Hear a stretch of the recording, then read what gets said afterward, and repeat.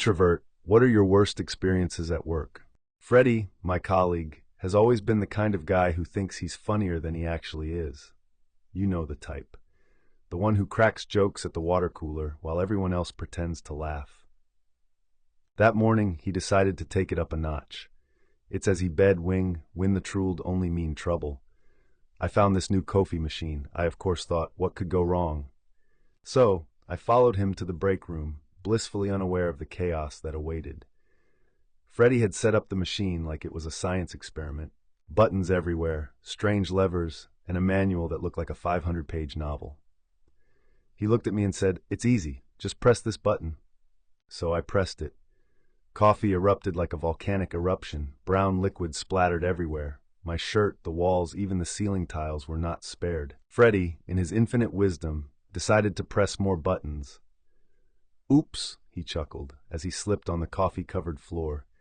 I could only watch as he flailed like a fish out of water, landing right in the middle of the puddle he had created. That's when our boss walked in. "Freddie, what on earth is happening?" she shrieked, taking in the scene.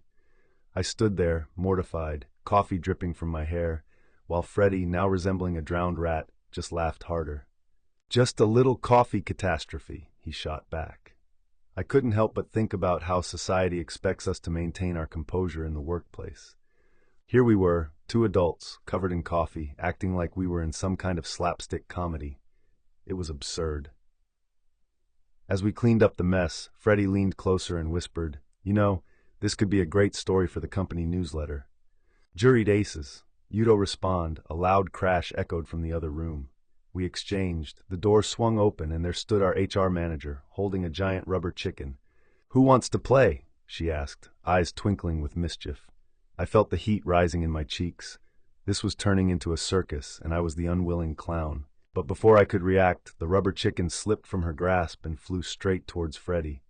And that's when everything went sideways.